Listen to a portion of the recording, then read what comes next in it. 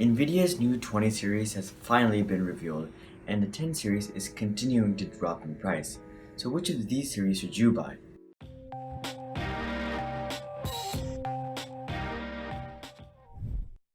Welcome to Hari's Hobbies. So finally, we know all of our options and the prices that go along with them. There are still a couple of 20 series cards yet to come out, but for the most part, the pros and cons for each series remain the same. Neither one is necessarily a better buy, and it really is just what fits your budget and needs. Starting off with the cons of the 20 series, there is definitely a price premium and an early adopter's fee associated with them, at least for the higher level cards, so don't be surprised if these prices drop in about a year or so. And at this point, know that you would be paying more than most people in order to be able to get it earlier. Also, the price for the 20 series is already super high. The RTX 2080 comes in at $800. The GTX 1080 launched for $700, so that right there is already a $100 premium. This same story also applies with the 2070 and 2080 Ti as well. Something else to consider is that not all games will have support for ray tracing technology. It will take some time for them to adapt to this new technology, and some games may never adapt actually.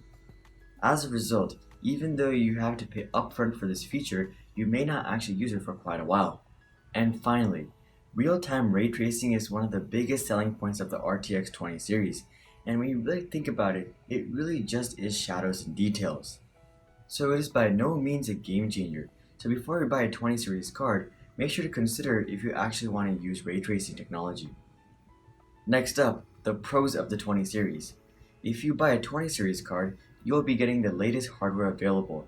You will be getting the Turing architecture, the new 12nm process, GDDR6 memory, and many more things. And really, with any of these RTX cards, you'll have the best performance in the market. You'll have the top of the line premium game experience, and this will not be beaten for quite a while. And this next thing may not be a big deal to you, but yes, it does have real-time ray tracing. And clearly, Nvidia has spent a long time researching and developing this new technology, and that is why they spent so much time covering it in their keynote. So that will definitely be a nice feature to have and improve game immersion as well. And pretty much the same story can be said about all the 20 series cards. It definitely is a luxury item. You don't need it to have a great gaming experience, but having it makes it even better. But it does come in at a premium price. Moving on to the 10 series, here are some cons of it. If you buy a 10 series GPU right now, you are buying outdated technology. It will definitely last you quite a while for the future, but it's still outdated technology and you could have bought it quite a while ago. And pricing for some of these cards don't seem to be going down, and they're really close to MSRP. So it really doesn't make sense to buy any of those cards which are close to MSRP so far down its lifetime. But that's pretty much all the cons for the 10 series, and there really are a lot of pros. First of all, the price is outstanding for many of the cards actually, especially for the GTX 1080. Many of these cards are hitting all-time lows, and right now, you can actually get a GTX 1080 for $430, and it won't be long before it reaches the 300s. So currently, you can get these cards for amazing value, and that is definitely not something to take for granted. Also, the top level 10 series GPUs will pretty much provide you with the same traditional gaming experience as the 20 series minus the ray tracing technology. So if you don't care about ray tracing and the shadows and details and stuff, then the 10 series may be a great option for you.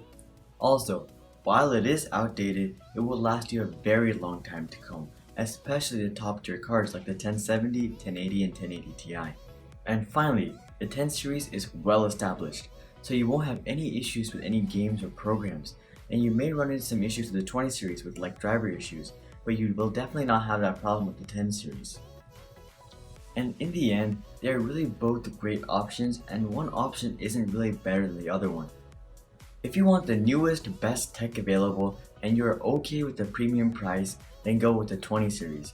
You know you won't be satisfied without it. However, if you are looking for the best value and you really just care about the performance per dollar and you don't really care about those luxury options like real-time ray tracing, then the 10 series is the best bet for you. Just scout out for a deal over the next couple of weeks and snag a 10 series card at the perfect time. But that's just what I think. What do you guys think? Which series do you think is more worth it, and do you think the 20 series is actually a ripoff? Make sure to comment down below what you guys think, because I do read all my comments and I'm curious as to what you guys think, so make sure to post your thoughts. Also, If you guys like this video, then make sure to drop a like and consider subscribing if you'd like to see more videos just like this one. But until then, I'm Hari, and I'll see you guys on the next one.